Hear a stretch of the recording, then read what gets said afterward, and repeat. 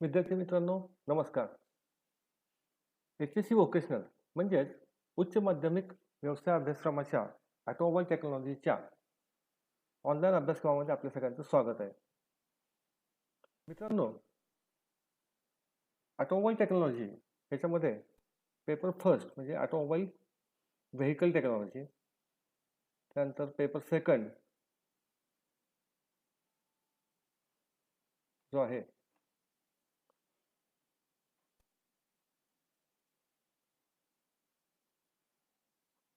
हा automobile dealership आणि paper third जो आहे हा automotive service technology and driving skills. मित्रांनो, आपण मागच्या व्हिडिओमध्ये ऑटोमोबाईल टेक्नॉलॉजीच्या पेपर सेकंडच्या प्रकरण क्रमांक 3चा या ठिकाणी आपण अभ्यास बघितला आहे. याचं नाव होतं वाहन ॲक्सेसरीज आणि मूल्यवर्धित सेवा. पहिल्या व्हिडिओमध्ये आपण वाहनाच्या बाहेरील बाजूस जे ॲक्सेसरीज आपण लावतो त्या ॲक्सेसरीजचा आपण त्या ठिकाणी अभ्यास केला. आता या व्हिडिओमध्ये आपण याचा जो पुढचा भाग आहे तो म्हणजे व्हेकल प्रोटेक्शन ॲक्सेसरीज म्हणजे वाहन संरक्षक ॲक्सेसरीजचा आपण या ठिकाणी अभ्यास करणार आहोत. मित्रांनो, कोणतंही वाहन खरेदी करणे म्हणजे एक मोठी गुंतवणूक आहे. त्यामुळे आपले वाहन हे जास्त काळ चांगल्या स्थितीत ठेवणे आवश्यक असते. आपले वाहन चांगल्या स्थितीत राहावं, सुस्थितीत राहावं, याला चांगली रिसेल व्हॅल्यू यावी, यासाठी काही कंपन्या एक संरक्षण पॅकेज या ठिकाणी देत असतात. या संरक्षण पॅकेजमध्ये पेन संरक्षण, लेदर केअर, बॉडी कोड असे विविध भाग असतात. आता पेन संरक्षण म्हणजे काय? तर वाहन जर बराच काळ तुम्ही वापरलं असेल तर अशा वेळेला या वाहनामध्ये ॲक्सिडेंटमध्ये किंवा काही कारणानं जर चरे पडले असतील तर या वाहनाची रिसेल व्हॅल्यू म्हणजे ज्यावेळेस आपण वाहन पुन्हा विकू त्यावेळेला त्याची किंमत कमी होते. आजकाल आपल्याला माहिती आहे की रस्त्यावर खूप ट्रॅफिक वाढलेली आहे. त्यामुळं वाहन चालवत असताना बऱ्याच वेळेला आपले छोटे मोठे ॲक्सिडेंट होत असतात किंवा आपली गाडी कुठेतरी घासत असते. अशा वेळेला त्या ठिकाणी रंगाला स्क्रॅचेस पडण्याची शक्यता असते. हे स्क्रॅचेस आपल्याला टाळता येतात. हे टाळण्यासाठी काय केलं जातं? तर यामध्ये एक पेंट संरक्षण फीत ज्याला युरेथिन फिल्म असे म्हणतात, ही फिल्म वाहन ज्या ठिकाणी जास्तीत जास्त प्रमाणात घासलं जातं त्या ठिकाणी या प्रकारची ही फीत लावली जाते. उदाहरणार्थ डोअर हँडल कप, बंपर अशा ठिकाणी ही फीत लावली जाते. ही फीत अत्यंत उच्च दर्जाची रंगहीन अशा प्रकारची असते. हिच्यामुळं आपल्या गाडीच्या रंगाचा त्या ठिकाणी संरक्षण होतं. दुसरा जो भाग आहे तो म्हणजे लेदर केअर. लेदर केअर म्हणजे काय? तर आपली गाडी दीर्घकाळ नवीन दिसण्यासाठी काही कंपन्या क्लिनिंग एजंट व मॉइश्चरायझरचे मिश्रण गाडीच्या चामड्याच्या ठिकाणी लावण्यासाठी वापरतात. क्लिनिंग एजंट हे लेदरच्या भागावरील ऑइल, तेलकट डाग, घाण साफ करून त्याला चांगली चमक आणते. त्यामुळे तुमचे वाहन हे दीर्घकाळ किंवा वाहनातील तुमचे लेदरचे प्रॉडक्ट जे आहेत हे दीर्घकाळ चांगले राहतात. पुढचा जो भाग आहे बॉडी कोट. तांत्रिकरित्या बोलायचे झाल्यास बॉडी कोटिंग ही एक सिलिकॉन डायऑक्साईड क्रिस्टल कंपाऊंड नावाची एक कठीण फिल्म असते. हा पदार्थ या ठिकाणी काचेसारखा असतो. हा पदार्थ वाहनाच्या रंगावर चिकटून बसतो. त्यामुळे वाहनाच्या रंगावर घाण, रंग याचा काहीही परिणाम होत नाही. तसेच गाडीला वॅक्सिंग किंवा पॉलिशिंग न करता सुद्धा त्या ठिकाणी आपले वाहन हे चांगले राहू शकते. त्याच्यानंतर पुढचा जो भाग आहे त्याला आपण म्हणतो इंटिरियर ॲक्सेसरीज. इंटिरियर ॲक्सेसरीज म्हणजे ज्या ॲक्सेसरीज तुम्ही वाहनाच्या आतील बाजूस बसवता त्याला आपण इंटिरियर ॲक्सेसरीज असं म्हणतो. आपल्या वाहनाचे नाविन्यपूर्ण ठेवण्यासाठी आपण काहीतरी नवीन नवीन अशा प्रकारच्या त्या ठिकाणी ॲक्सेसरीजचा वापर करत असतो. इंटिरियर ॲक्सेसरीजमध्ये cover, carpet, rubber floor mat, cargo mat इत्यादी समावेश होतो. या ॲक्सेसरीजमुळे वाहन चांगल्या स्थितीत राहून वाहनाची रिसेल व्हॅल्यू ही वाढते. या इंटिरियर ॲक्सेसरीजमध्ये आपण पहिला जो भाग बघणार आहे त्याला आपण म्हणतो बेड एक्सटेंडर. या ठिकाणी आकृतीमध्ये त्या ठिकाणी तुम्ही हा बेड एक्सटेंडर या ठिकाणी बघू शकता. ज्या वाहनांना टेलगेट असतं, टेलगेट कशाला म्हणायचं तर ज्या वाहनांमध्ये मागच्या बाजूला दरवाजा असतो, उदाहरणार्थ जीप, त्या ठिकाणी त्याला जीपला पण मागच्या बाजूला दरवाजा असतो त्याला आपण टेलगेट असं म्हणतो. या टेलगेटची लांबी वाढवण्यासाठी या बेड एक्सटेंडरचा वापर केला जातो. त्यामुळे जास्तीत जास्त लांबी असलेल्या मालाची वाहतूक करण्यासाठी सुद्धा या ठिकाणी आपण त्याचा उपयोग करू शकतो. पुढचा जो भाग आहे या पुढच्या भागाला आपण म्हणतो स्कफ गार्ड. स्कफ गार्ड म्हणजे डिकीच्या मागील भाग उघडा भाग म्हणजे स्कफ गार्ड होय. डिकीमध्ये सामान ठेवताना किंवा सामान काढताना त्या ठिकाणी डिकीचा खालचा पृष्ठभाग घासला जाऊन त्या ठिकाणी खराब होण्याची शक्यता असते. म्हणून हा भाग स्कफ गार्डनं त्या ठिकाणी घासला जातो. आपल्याला या ठिकाणी हा जो भाग बघायला मिळतो त्या भागाला आपण स्कफ गार्ड असं म्हणतो. हे एक मऊ टिकाऊ निओप्रीन नावाच्या मटेरियलपासून बनवले असते. यामुळे वाहनाचा पेंट डिकीमध्ये सामान काढण्यासाठी घालण्यासाठी एक संरक्षक अशा गादीचा थर या ठिकाणी तयार होतो. पुढचा जो भाग आहे त्याला आपण म्हणतो फ्लोअर मॅट. आपल्या वाहनाच्या आतील भाग म्हणजे फ्लोअर म्हणजे खालचा भाग जो आहे हा झाकण्यासाठी याचा वापर केला जातो. या ठिकाणी आकृतीमध्ये तुम्हाला हे फ्लोअर मॅट पाहायला मिळेल. हे फ्लोअर मॅट विविध रंगात व विविध डिझाईनमध्ये आपल्याला उपलब्ध आहे. हे सर्व मॅट गाडीत बरोबर बसू शकतात. तसेच हे काढून सहजपणे स्वच्छ करता येतात. काही वाहनांमध्ये ड्रायव्हरच्या खालच्या फ्लोअर मॅट्सला घट्ट म्हणजे फिक्स असे बसवलेले असते. समोरील मागील बाजू फ्लोअर मॅटच्या नैसर्गिक रबरापासून बनवलेले असतात जेणेकरून ते आपल्याला सहजपणे स्वच्छ करता येतात. याच्या बाहेरील कडा थोड्याशा उंच असल्याने मॅट बाहेर जात नाही. त्यानंतर पुढचा जो भाग आहे त्याला आपण म्हणतो बूट लायनर. त्यामध्ये आकृतीमध्ये आपल्याला हा जो भाग दिसतोय या भागाला आपण बूट लायनर असं म्हणतो. ज्या ड्रायव्हरची जीवनशैली सक्रिय असते म्हणजे काय, ज्या ड्रायव्हरला आपली सतत त्या ठिकाणी गाडीमध्ये फिरायचं असतं, मालाची त्या ठिकाणी वाहतूक करायची असते, अशा ड्रायव्हर लोकांना किंवा खेळाचे उत्पादन वाहून नेण्यासाठी गाडीच्या डिकीमध्ये खालच्या बाजूस बूट लायनर बसवलेले असतात.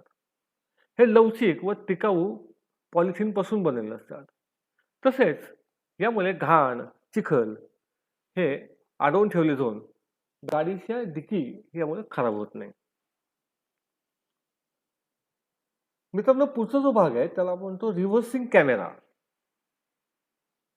तर रिव्हर्सिंग कॅमेरा नावामध्येच आपल्याला त्या ठिकाणी त्या कॅमेऱ्याचा उद्देश लक्षात येतो. हा कॅमेरा ड्रायव्हरच्या वरच्या बाजूला बसलेला असतो. हा रिव्हर्सिंग कॅमेरा जो आहे हा ड्रायव्हरला मागच्या बाजूला येणाऱ्या गाड्यांचे त्या ठिकाणी तो दर्शन करत असतो. यामुळे ड्रायव्हरला मागे न बघता सुद्धा पाठीमागच्या बाजूला किती ट्रॅफिक आहे, कुठलं वाहन किती अपेक्षा जवळ आहे, त्या ठिकाणी आपल्याला समजू शकतं.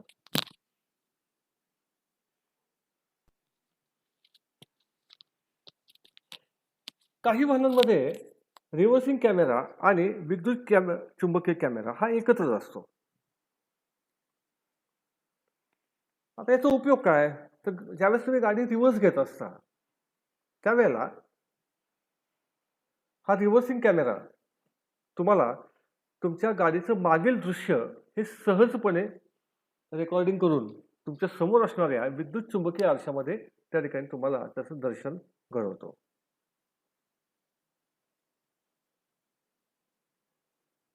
डिस्प्ले ऑडिओ सिस्टीम, फॉल मी साऊंड नेव्हिगेशन सिस्टीम किंवा सॅटेलाइट नेव्हिगेशन सिस्टीम स्क्रीन यावर प्रक्षेपित करतो. नेहमी आपल्याला दृष्टिरेषेच्या बाहेर असणारे दृश्य तुम्हाला कॅमेरामध्ये सहजपणे दिसू शकतं. रिव्हर्स व्ह्यू कॅमेरा व पार्क असिस्ट यांच्या एकत्रीकरणाने पार्किंग व रिव्हर्सिंग वेळी येणारा ताण काही प्रमाणात कमी केला जातो. या नवीन तंत्रज्ञानामुळे पार्किंग व रिव्हर्सिंगच्या वेळी वाहन कुठे धडकण्यापासून आपल्यास टाळण्यास मदत होते. पुढचा जो भाग आहे तो म्हणजे विद्युत चुंबकीय आरसा. ज्यावेळेला तुम्ही समोर पाहत असता त्यावेळेला कारच्या मागील बाजूचे दृश्य तुम्हाला सहजपणे दिसण्यासाठी या विद्युत चुंबकीय आरशाचा वापर होतो. ज्या वेळेला तुम्ही याला पूर्ण कार्यान्वित करता त्यावेळेला हा आरसा एखाद्या विद्युत चुंबकीय स्क्रीन प्रमाणे काम करतो. यामुळे तुम्हाला गाडीच्या मागील बाजूस असणारे काही अडथळे जे आहेत ते तुम्हाला सहजपणे दिसू शकतात. जेव्हा हा वापरत नसतो, ज्यावेळेला ह्याचा वापर केला जात नाही त्यावेळेला हा जो आरसा आहे हा एखाद्या साध्या आरशाप्रमाणे त्या ठिकाणी काम करतो. पुढचा जो भाग आहे तर आपण म्हणतो स्कफ प्लेट. गाडीचा पॉलिश्ड लुक शक्य आहे तितक्या काळ सहज ठेवण्यासाठी या स्कफ प्लेटचा वापर करतात. स्कफ प्लेट्स प्रवाशांमुळे दरवाजाच्या खालच्या बाजूला बसलेल्या या खुणांपासून संरक्षण करतात. समोरील मागील दरवाजासाठी खास बनवलेल्या प्लेट असतात. वाहनाच्या रंगाशी जुळणाऱ्या रंगाच्या या प्लेट बनवलेल्या असतात. यावर चकचकीत स्टेनलेस स्टील वर वाहनाचे व्यापारी चिन्ह दिलेले असते. यामुळे गाडीच्या स्टाईलमध्ये भर पडतेच. काही वेळेला स्कफ प्लेटवर विशिष्ट रंगात प्रकाशमान होतात. त्यामध्ये वाहनाचा लोगो सुद्धा असतो. विशेषतः रात्रीच्या वेळेला तो दिसतो. जेव्हा तुम्ही दार उघडता तेव्हा सौम्य चमक येऊन आत जाणाऱ्या प्रवाशाला एक मार्गदर्शक म्हणून सुद्धा याचा वापर केला जाऊ शकतो. आकृतीमध्ये तुम्हाला या ठिकाणी या स्कफ प्लेट सहजपणे दिसू शकते. आता पुढचा जो आपण भाग बघणार आहे तो म्हणजे करमणुकीची साधने. आपण वाहनामधून ज्यावेळेस प्रवास करत असतो त्यावेळेला काही वेळेला आपण एकटा प्रवास करत असतो त्यावेळेला आपला प्रवास हा कंटाळवाणा होण्याची शक्यता असते. तो प्रवास कंटाळवाणा होऊ नये म्हणून आपण वाहनामध्ये सीडी प्लेअरचा त्या ठिकाणी वापर करतो. हा सीडी प्लेअर काही वाहनांमध्ये बाय डिफॉल्ट गाडीबरोबर आलेला असतो. तर काही वाहनांमध्ये आपण आपल्या आवडीच्या कंपनीचा सीडी प्लेअर त्या ठिकाणी वापरू शकतो. या सीडी प्लेअरमध्ये आपण वेगवेगळ्या सीडी घालून आपण गाणी ऐकत आपला प्रवास जो आहे हा मजेदार बनवू शकतो. दुसरं जे साधन आहे करमणुकीचे साधन ते म्हणजे रेडिओ. मित्रांनो, रेडिओ विषयी तर आपल्या सगळ्यांना माहिती आहेच आहे. आजकाल FM रेडिओ बद्दल कुणालाही सांगायची आवश्यकता नाही, कारण प्रत्येक शहराचा एक विशिष्ट असा एक FM रेडिओ त्या ठिकाणी आहे. आपल्या वाहनामध्ये सुद्धा आपण हा FM रेडिओ बसवू शकतो. काही वाहनामध्ये सीडी प्लेअर आणि रेडिओ यांची एकत्र सोय केलेली असते. हा रेडिओ मागे सांगितल्याप्रमाणे बहुतांशी हे FM रेडिओ असतात. यावर आपण बातम्या, काही इतर कार्यक्रम तसेच काही गाणे याच्यासाठी आपण याचा वापर करू शकतो. यानंतरचा जो भाग आहे तो म्हणजे USB पोर्ट. आजकाल बहुतांशी आपण त्या ठिकाणी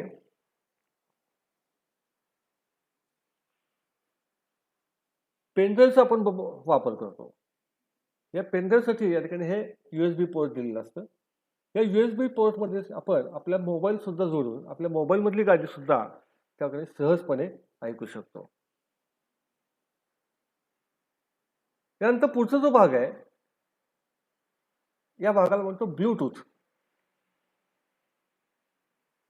हे फीचर मोबाईलशी निगडीत आहे. ज्या वेळेला आपल्या मोबाईलमध्ये असणारी गाणी ऐकायची असतात त्यावेळेला आपल्या मोबाईलचा ब्लूटूथ ऑन करून तो गाडीच्या ब्लूटूथशी कनेक्ट केला जातो आणि गाडीचे जे करमणुकीची साधने जी आहेत त्यांच्याद्वारे आपण आपल्या मोबाईलमधली त्या ठिकाणी गाणी ऐकू शकतो. याचा दुसरा फायदा असा की ज्या वेळेला तुम्ही प्रवास करत असता त्यावेळेला अचानकपणे ज्यावेळेस एखादा फोन येतो त्यावेळेला तुम्ही सहजपणे त्या ठिकाणी फोन न उचलता सुद्धा त्या व्यक्तीशी त्या ठिकाणी बोलू शकता. याच्यामुळे आपण आपल्या वाहनावर असणारं कॉन्सन्ट्रेशन त्या ठिकाणी लूज करू शकत नाही, लूज होऊ देत नाही. Speaker set. आता वाहनामध्ये आपले जी करमणुकीची साधनं जी आहेत त्या करमणुकीची साधनांसाठी त्या स्पीकर सिस्टीम जी आहे सगळ्यात महत्वाची आहे. या स्पीकरमुळे वाहनाच्या करमणुकीच्या साधनांची आपण गाणी ऐकण्यासाठी याचा आपण वापर करतो. काही वाहनांमध्ये हे जे स्पीकर असतात हे बिल्ट इन अशा पद्धतीने मिळतात. हे जे स्पीकर असतात हे आपल्या दरवाजाच्या खालच्या बाजूस किंवा ड्रायव्हरच्या पुढल्या बाजूला किंवा ड्रायव्हरच्या डोक्यावर अशा प्रकारे या ठिकाणी स्पीकर बसवलेले आपल्याला आढळून येतात. तर काही वाहनांमध्ये आपल्या आवडीचे की आपल्या आवडीच्या कंपनीचे महागडे असे स्पीकर सुद्धा आपण त्या ठिकाणी बसवू शकतो. याच्यानंतरचा जो भाग आहे तो म्हणजे डिस्प्ले स्क्रीन. काही सेडान सिरीजच्या गाड्या ज्या आहेत या गाड्यांमध्ये त्या ठिकाणी ड्रायव्हरच्या पुढल्या बाजूला डॅशबोर्डवर त्या ठिकाणी अशा प्रकारचा डिस्प्ले स्क्रीन तुम्हाला पाहायला मिळेल. या डिस्प्ले स्क्रीनवर तुम्ही ज्या एखादी DVD त्या ठिकाणी टाकून एखादा चांगला सिनेमा त्या ठिकाणी तुम्ही पाहू शकता. अशाच प्रकारचे स्क्रीन जे असतात हे ड्रायव्हरच्या मागची बाजूची असणारी जी काही सीटची मागची बाजू जी आहे या स्क्रीनवर सुद्धा त्या ठिकाणी हे स्क्रीनच्या सीटवर सुद्धा त्या ठिकाणी बसवलेले असतात. म्हणजे मागच्या बाजूला असणारा जो प्रवासी आहे तो प्रवासी स्वतःच्या समोर स्क्रीनवर तो सिनेमा त्या ठिकाणी पाहू शकतो. काही वाहनांमध्ये हे जे स्क्रीन जे असतात हे स्क्रीन ड्रायव्हरच्या डोक्यावरच्या वरच्या बाजूला त्या ठिकाणी बसवलेले असतात. काही वाहनांमध्ये या स्क्रीनचा वापर जो आहे हा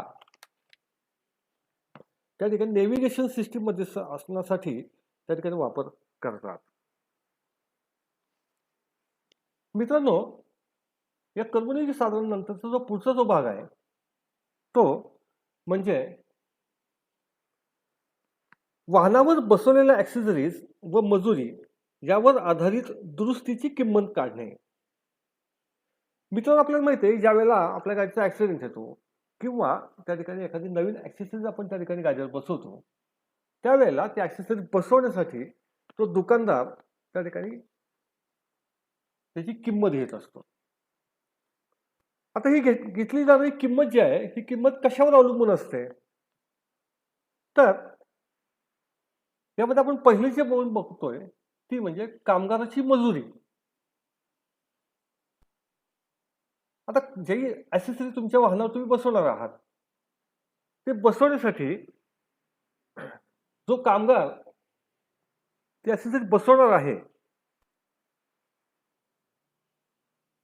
त्याला द्यावा लागणारा जो मोबदला असतो त्याला आपण कामगाराची मजुरी असं म्हणतो. आता या मजुरीचे दोन भाग आहेत. एक म्हणजे प्रत्यक्ष खर्च. प्रत्यक्ष खर्च म्हणजे काय की जो मेकॅनिक त्या ठिकाणी ॲक्सेसरी बसवण्याचं काम करते त्याला दिला जाणारा पगार जो आहे त्याला आपण प्रत्यक्ष खर्च असं म्हणूया. आणि यातला दुसरा जो भाग आहे तो म्हणजे अप्रत्यक्ष खर्च. आता अप्रत्यक्ष खर्च कसा म्हणायचं तर या वर्कशॉपमध्ये जे सुपरवायझर आहेत त्यानंतर त्या खाली त्या कामगारांच्या हाताखाली करणारे हेल्पर आहेत किंवा स्वीपर जे आहेत, यांचा जो पगार जो असतो, हा पगार या ठिकाणी तुम्हाला या मजुरीमधूनच दिला जातो. त्यानंतर जो भाग आहे तो म्हणजे मटेरियल चार्जेस.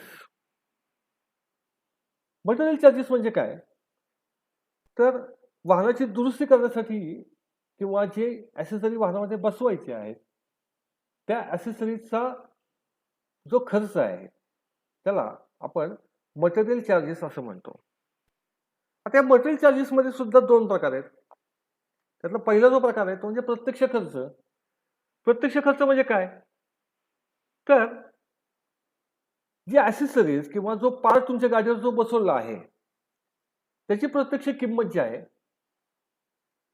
त्याला आपण प्रत्यक्ष खर्च असं म्हणतो. अप्रत्यक्ष खर्च कशाला म्हणायचं? तर तुमचं वाहन दुरुस्त करत असताना जे काही इतर मटेरियल त्या ठिकाणी वापरलं जातं, म्हणजे ऑइल असेल, ग्रीस असेल, कॉटन वेस्ट असेल,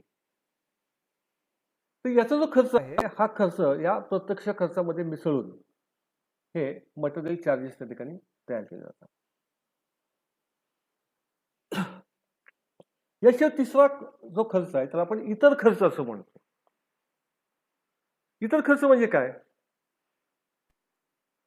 तर तुमच्या वाहनावर एखादा भाग बसवण्यासाठी त्याच्यावर काही बाहेरनं काही काम करून आणलं असेल, उदाहरणार्थ वेल्डिंग असेल, सोल्डरिंग असेल किंवा एखादा भाग त्या ठिकाणी बसवण्यासाठी लेथ मशीनवर त्या ठिकाणी काही काम करून आणलं असेल, तर हा जो खर्च आहे त्याला आपण इतर खर्च असं म्हणतो. तर मित्रांनो, तुमच्या वाहनावर जी ॲसेसरी बसवली जाते किंवा जे भागात तुम्ही गाडीची दुरुस्ती केली जाते, त्याचा येण्याचा एकूण खर्च जो आहे, हा एकूण खर्च म्हणजे त्यामध्ये कामगाराची मजुरी, मटेरियल चार्जेस व इतर चार्जेस आणि त्या ठिकाणी ते गॅरेजच्या मालकाचा नफा, हे सगळं एकत्रीकरण करून हा एकंदर खर्च या ठिकाणी काढला जातो. मित्रांनो, याच्या पुढचा जो भाग आहे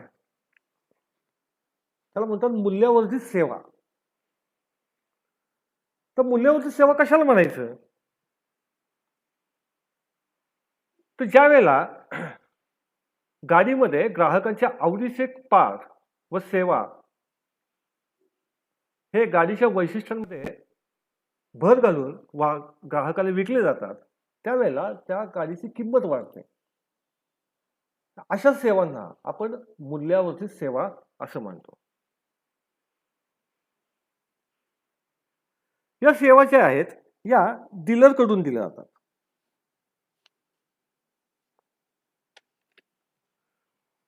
आता या सेवा कुठल्या आहेत?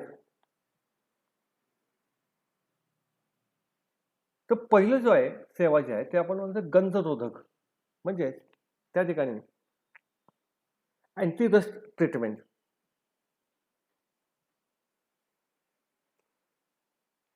हे अँटी रस्ट ट्रीटमेंट म्हणजे काय आहे? तर आपल्या वाहनाची बॉडी जी आहे ही लोखंडाच्या पत्र्यापासून बनलेली असते. तर धूळ, चिखल, पाणी यामुळे आपल्या वाहनाची बॉडी ही लवकर गंजण्याची शक्यता असते. तर अँटी रस्ट ट्रीटमेंटमुळं तुमची गाडी लवकर गंजत तर नाहीच, शिवाय त्या बॉडीचे आयुष्यही वाढते. आता याचे फायदे काय काय आहेत? तर याचा एक विशिष्ट लेप दिल्यामुळे धातूचा डायरेक्ट वातावरणाशी संपर्क येत नाही, त्यामुळे तो धातू गंजत नाही. दुसरा जो भाग आहे त्यावेळेला जेव्हा तुमचं वाहन रस्त्यावरून जात असतं तेव्हा एखादा दगड उडतो आणि तुमच्या वाहनात बसल्यामुळं बऱ्याच वेळेला तुमचा रंग हा खरवडला जाण्याची शक्यता असतो. या अँटीरेस्ट ट्रीटमेंटमुळे हे घडत नाही. या कोटिंगमध्ये रबराचा अंश असल्या कारणानं यामध्ये हा आवाज कमी करण्याचं काम करतो. ज्या वेळेला तुमच्या गाडीमध्ये काही दुरुस्ती केली असेल, उदाहरणार्थ वेल्डिंग केलं असेल किंवा छोट्या मोठ्या दुरुस्ती केल्या असेल, तर या गंधरोधकामुळे या सगळ्या झाकल्या जातात. आता याच्यामध्ये कुठल्या कुठल्या प्रकारच्या सेवा येतात, तर याच्यामध्ये पहिला जो भाग आहे तो म्हणजे under body coating.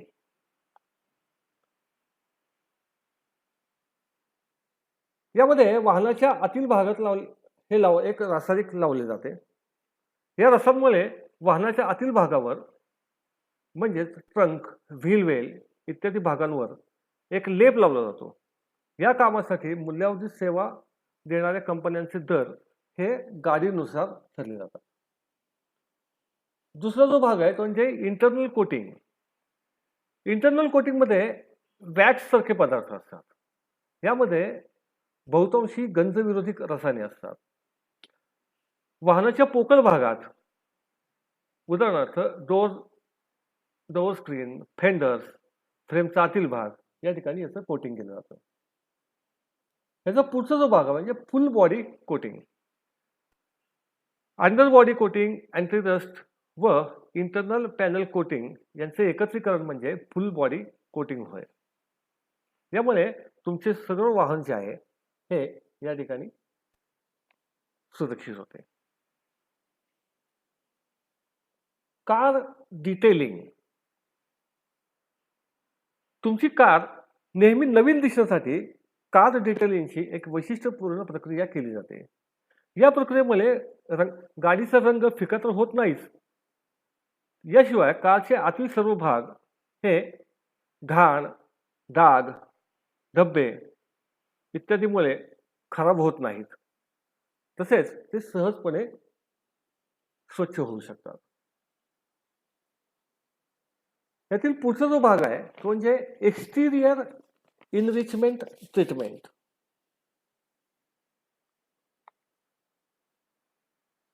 एक्सटिरियर enrichment treatment म्हणजे काय, तर बहुतांशी पर्यावरण संकटे म्हणजे वादळ, पूर, तसेच सूर्याची अतिनील किरणे, गंज अशा प्रकारच्या कारणांमुळे तुमच्या वाहनाच्या रंगाची चमक ही फिकी होते. खरबडीत टॉवेल किंवा घाण पाण्यामुळे जर गाडी धुतली गेली असेल तर त्याचा गोलगोल खुणा किंवा बारीक स्क्रॅचेस हे गाडीच्या बाहेरील भागावर पडतात. एक्सटिरियर इनरिचमेंट ट्रीटमेंटमुळे तुमच्या गाडीच्या बाहेरच्या भागाचं चांगल्यापैकी संरक्षण केलं जातं. यामध्ये पहिला जो भाग आहे तो म्हणजे paint protection treatment. Paint protection ट्रीटमेंटमध्ये काय होतं, तर वाहनाच्या रंगाची चमक ही चांगल्या प्रकारे टिकून राहते. तसेच रंगाला टिकाऊ तसेच ग्लॉसी फिनिश मिळतो. वातावरणाचे प्रदूषण, धूळ इत्यादीपासून पेंटचे संरक्षण होते. पुढचा जो भाग आहे तो म्हणजे सरफेस रिफाइनमेंट आणि प्रोटेक्शन ट्रीटमेंट. यामध्ये स्क्रॅचेस, गंज, चिवट डाग तसेच इतर रंगावर असलेले दोष हे काढले जातात.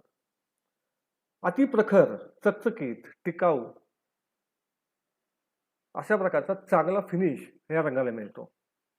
Tyres, bumpers, rubber plastic moulding व इंजिन कंपार्टमेंट यांचे सुद्धा चांगल्या स्वरूपामध्ये भर पडून त्याला नैसर्गिक चमक मिळते. पुढची जी ट्रीटमेंट आहे त्याला आपण UV ट्रीटमेंट असं म्हणतो. यालाच अल्ट्राव्हायोलेट प्रक्रिया असं म्हणतात. यामध्ये तुम्हाला आकृतीमध्ये प्रक्रिया व्हायचा आधीचा भाग, गाडीचं बॉडी आणि प्रक्रिया नंतर झालेल्या गाडीची बॉडी या दोन्ही तुम्हाला दाखवलेल्या आहेत. याच्यावरून तुम्हाला याचं सहजपणे या ट्रीटमेंटची महत्त्व लक्षात येईल. सूर्याच्या अतिनील किरणांपासून गाडीचा रंग हा फिका पडू शकतो. तसेच लावलेल्या रंगावर यामध्ये काय केलं जातं, तर रंगावर एक पातळ थर निर्माण करून जेणेकरून धूळ, खडबडीत कपड्यांमुळे होणारे चरे तसेच लहान स्क्रॅचेस यापासून रंगाचं संरक्षण केलं जातं. वाहनाच्या स्थितीनुसार ते वाहन कसे ठेवावे यानुसार कोटिंग हे 5 ते 6 महिने टिकते. प्रत्येक 6 महिन्याला ही प्रक्रिया ग्राहकांनी करून घ्यावी, की जेणेकरून त्या ठिकाणी तुमच्या गाडीचा रंग हा बराच काळ टिकतो.